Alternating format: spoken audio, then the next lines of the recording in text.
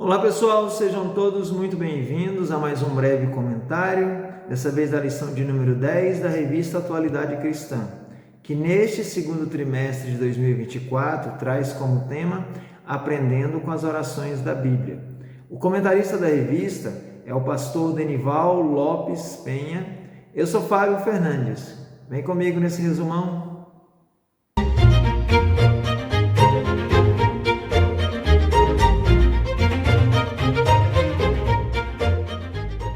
Pessoal, o título da lição de número 10, Jesus ensina os seus discípulos a orar. Conscientes da grande necessidade de fortalecimento da prática de oração na igreja, destaca-se a forma de orar ensinada por Jesus. São destacados textos bíblicos para que as nossas orações sejam atendidas. Destaca-se ainda a importância dada por Jesus para a prática da oração intercessória pela sua igreja. Aprendendo com a oração ensinada por Jesus. Santificado seja o teu nome. Depois de encaminhar a oração com o tratamento a Deus como Pai Nosso, Jesus destacou o primeiro pedido que deve fazer parte das nossas orações: que o nome de Deus seja santificado. A questão é: teria como o nome de Deus ser mais santo? Como poderíamos fazê-lo? A resposta é: podemos santificá-lo através da nossa vida e conduta diária. A obediência a Deus e um testemunho coerente dão honra ao nome dele. Primeira carta de Pedro, capítulo 1, versículo 14 e 15, vai nos dizer: como filhos obedientes, não vos conformando com a concupiscência que antes havia em vossas ignorâncias, mas como é santo aquele que vos chamou, sede vós também santos em toda a vossa maneira de viver. Venha o teu reino, seja feita a tua vontade. É uma promessa bíblica que o reino de Deus será estabelecido. Está lá em Apocalipse capítulo 21, versículo 1. Fica claro, no contexto da oração que Jesus ensinou aos seus discípulos, que ele se referia a um reino inaugurado nos seus dias e que a abrangência desse reino, inclusive, se estenderia até os nossos dias, aos dias atuais. Por isso, o reino deve ser buscado incessantemente nos dias atuais. Mateus capítulo 6, versículo 33. Buscai primeiro o reino de Deus e a sua justiça, e todas estas coisas vos serão acrescentadas. No contexto, fala sobre vestimenta e alimento. Jesus chegou a dizer que o reino de Deus era chegado já naqueles dias. Paulo também ensinou que o reino de Deus são qualidades que o Evangelho gera no coração do crente. O atual sentido do reino é Deus com o domínio sobre a vida de cada um de nós. Perdoa as nossas dívidas, assim como nós perdoamos aos nossos devedores. Mateus registra o ensino de Jesus, onde um servo perdoado veio a perder o perdão já recebido por negar perdão ao seu conservo.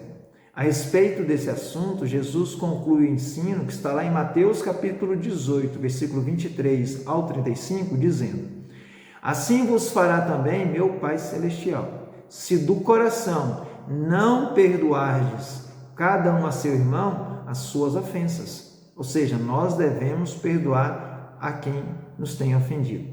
Há raízes profundas desse assunto na doutrina do cristianismo, ou seja, que o perdão concedido entre conservos do Senhor Jesus não lhes dá a condição de requerer por direito o perdão do Senhor. Verdade é que quando um cristão concede o perdão a seu irmão, o faz porque Cristo perdoou primeiro. E se o nega, conscientemente, demonstra ainda não ter alcançado o perdão de Jesus Cristo. Mas Jesus mostra meios para as orações serem atendidas. Orar em nome de Jesus. A primeira ideia, né? Nós devemos orar em nome do Filho. Oramos ao Pai em nome do Filho. No Evangelho de João, encontramos uma declaração duplicada de Jesus, de que se pedirmos alguma coisa em seu nome, no nome de Jesus Cristo, seremos atendidos. o que está lá escrito no Evangelho de João, capítulo 14, versículo 13 e 14.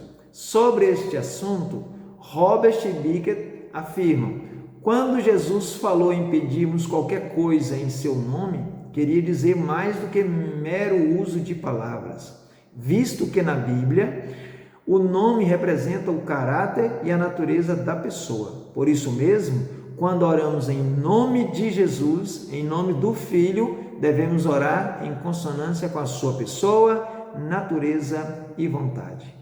Orar sem confiar em mérito próprio. A força não vem de mim, a força não vem de você.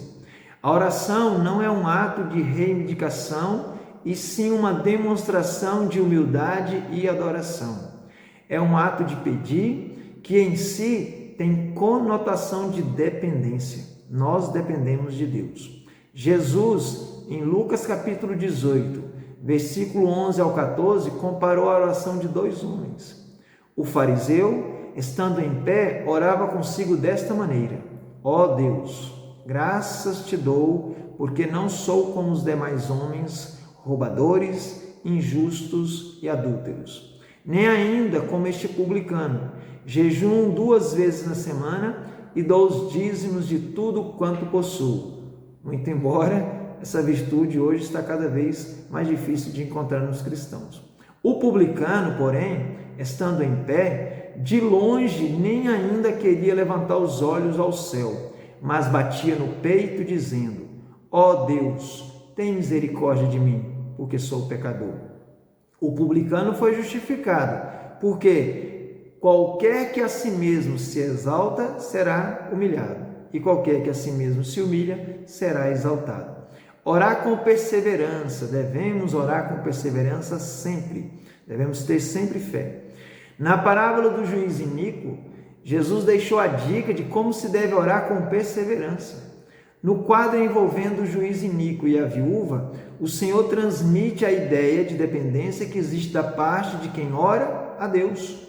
Trata-se de uma expressão de que, ao orar, devemos ter o sentimento de que o Senhor é a causa da nossa existência e a força para a continuidade da nossa vida.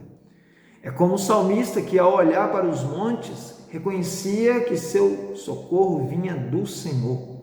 Orar sem reconhecer essa relação de dependência é superficialismo religioso. Na parábola, quando a viúva diz ao juiz, que é um juiz iníquo, que não representa Deus, ela estava considerando-o competente e talvez o único capaz de resolver o seu problema. E é isso que nós devemos sempre ter o pensamento em Deus. É só Ele que pode resolver o nosso problema, as nossas dificuldades. Assim, pois, deve ser a nossa oração, um canal de declaração de confiança e dependência em Deus, não nas minhas próprias forças. Recomendações de Jesus para a prática da oração. Não orar com o propósito de ser visto. Na linha da não aparição propositada na oração para receber elogios, Jesus em Mateus capítulo 6, versículo 5 disse: e quando orares, não sejas como os hipócritas, pois se comprazem em orar em pé nas sinagogas e às esquinas das ruas, para serem vistos pelos homens. Em verdade vos digo que já receberam o seu galardão. Ao reprovar o modo errado de orar, Jesus indicou, inclusive, como que se deve proceder de maneira correta. Mateus capítulo 6, versículo 6. Mas tu, eu e você, quando nós formos orar, devemos entrar para o nosso quarto, nosso aposento e fechar a porta. Orar ao Pai que vê o que está em secreto, que vê o que está em oculto. E teu Pai, o nosso Pai, que vê o que está em oculto, vê o que está em secreto, nos recompensará. Ao orar, não usar as vãs repetições. É importante a forma como Jesus nos ensina a orar, mantendo uma duração desejada na oração, sem, contudo, entregar-se à prática das repetições enfadonhas, muito comum nos dias atuais. Tais repetições já eram usadas nos dias de Jesus, o que ele reprovou claramente, Mateus capítulo 6, versículo 7. E orando, não useis de vãs repetições como os gentios, que pensam que, por muito falarem, serão ouvidos. Contudo, Isso não quer dizer que não se possa orar mais de uma vez pelo mesmo assunto, pelo mesmo propósito, pela mesma causa, visto que o próprio Jesus orou por 3 vezes ao Pai no Getsemane pelo mesmo motivo. Está lá em Mateus capítulo 26, versículo 44. Característica da oração cristã, da minha e da sua oração. O cristão deve incluir a intercessão pelos ofensores em suas orações. Lucas, capítulo 2, versículo 33 e 34. E quando chegaram ao lugar chamado Caveira, ali o crucificaram e aos seus malfeitores, um à direita e outro à esquerda. E dizia Jesus: Pai, perdoa-lhes, porque não sabem o que fazem. Perdoar aquele que o ofende é, sem sombra de dúvida, uma prática sublime do cristão. Como essa prática é tratada no Novo Testamento, percebe-se não se tratar de questão opcional. Eu e você, nós não temos a opção de escolher, mas sim um mandamento primordial. Olha o que está escrito em Lucas capítulo 6, versículo 28. Bendizei os que vos maldizem e orai pelos que vos caluniam. Faz parte da doutrina do Novo Testamento. Olha só o que está escrito em Romanos, capítulo 12, versículo 14. Abençoai aos que vos perseguem, abençoai e não amaldiçoeis. Nessa prática da oração e do perdão, foi que o primeiro mártir cristão, Estevão, partiu para a glória. Como vimos, Jesus atentou ao pedido de seus discípulos e ensinou-lhes a orar com riquezas de detalhes na prática. Ensinou sobre oração sem o propósito de busca de reconhecimento por parte dos homens, pois o importante para quem ora é ser ouvido pelo Pai que está no céu, que pode atendê-lo. E o grande destaque na oração ensinada por Jesus é a inclusão na oração do cristão daquele que o ofende e o calunia. Devemos orar pelos nossos inimigos, sempre. Pois bem, pessoal, quero agradecer por ter assistido até aqui esse breve comentário da lição de número 10. Quero deixar o meu convite para todos vocês participarem conosco ali da Escola Bíblica Dominical, das 9 às 11 horas, na Igreja Evangélica Assembleia de Deus, pastoreada pelo pastor Joel Moré, situada à quadra QR 118, lote A, ao lado do quartel do Corpo de Bombeiro da cidade de Santa Maria, Distrito Federal. Um forte abraço para todos vocês, fiquem com Deus, Deus abençoe a todos.